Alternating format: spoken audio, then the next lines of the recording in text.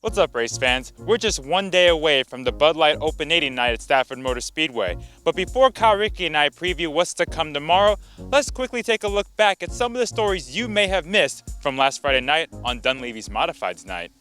In the SK Modifiedz, Marcello Refrano scored a second place finish in the caution-free feature. Not only has he scored a fifth and a second in the last two races, he has led almost 40 laps between those two features. The 68 Wheelers Automotive team is still looking for that first SK Modified win.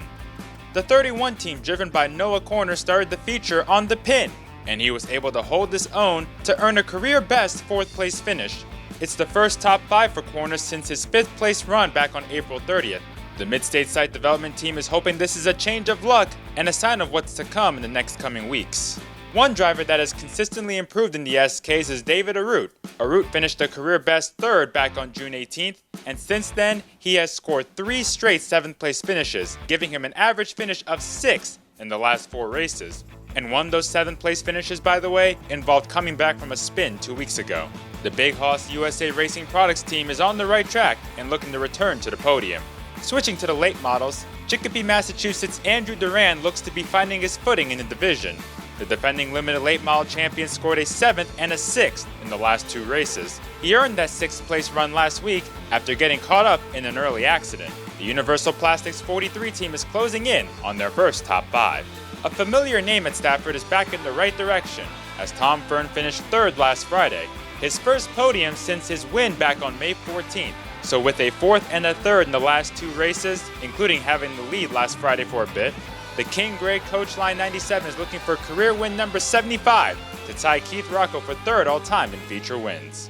In the SK Light Modifieds, Mark Bacai has been subbing for the injured Joey Farino in the last 2 races, and he has scored 2 third-place finishes as a result, and that's after starting those races 14th and 15th respectively. The 8-time SK Light winner is not far off from bringing the 87 Metro Garage Door machine to victory lane. Meanwhile, one of the top 5 point contenders found trouble in the heat race. Peter Bennett, who was running in a handicap position, blew the rear end off during his heat race, forcing him to park the car. Luckily for him, he was able to find a ride for the feature, driving the 37 car originally driven by Paul French Jr. And despite some close calls, Bennett was able to salvage a 12th place finish in the end and hold the 5th spot in the SK Light points. The street stocks have gotten more competitive in recent weeks. One of the drivers on the rise is Bert Ouellette, who finished 3rd last Friday. Ouellette has now scored a top 5 in 5 of the last 7 races, leading some laps along the way. We had a first-time street stock winner last week with Kyle Johnson. Could the 51 Jet Motorsports machine pull the feat off this week and make it 4 first-time winners in the division? Another first-time winner this year was Plainville, Connecticut's Adrian Paradis III, who continues to roll since earning that win back on June 18th.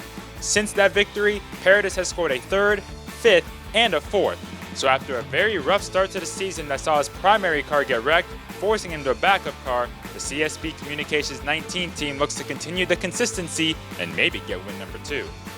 And in the limited late models, after a wreck the week before saw a tire roll away and force a lot of repair work during the week, Canton, Connecticut's Devin Jensick scored his first career podium in the limiteds last week after winning his heat race and leading some laps during the feature.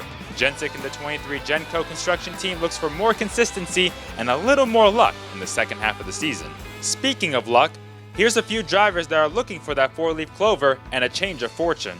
In the late models, Daryl Keene and Paul Arute are both looking for some luck. Keene has finished 16th or worse in 3 of the last 5 races, with a best finish of only 5th to show. And he finished last on Friday after wrecking with Paul Arute early in the feature. Arute has had his fair share of tough luck, finishing 10th or worse in the last 4 races, including finishing 2nd to last week. Both Arute and Keene won last year, but are still looking for their first win this year. In the street stocks, Travis Hydar is looking for a major change of fortune, as the Woodbury, Connecticut native has finished 25th and 23rd in the last 2 races due to an accident and a leak. Before that, he finished 6th, but that was after a 3-position penalty for being 3 pounds too light. Hydar has a win this year and has shown speed, but needs some luck to go his way in order to return to the podium. And as far as cars that wrecked hard last week, Daryl Keene, Paul Arute, and Meg Fuller are good to race this Friday, while Josh Carey's looking to get that car put back together in time for the race. We'll see tomorrow if some of those drivers who have momentum continue it forward, and if some of the drivers who need luck can find some. Now remember, you can still purchase tickets online for tomorrow's Bud Light Open 80 at StaffordSpeedway.com. If not, you can watch the race live at Flow Racing starting around 6 o'clock. So we'll see you at the track.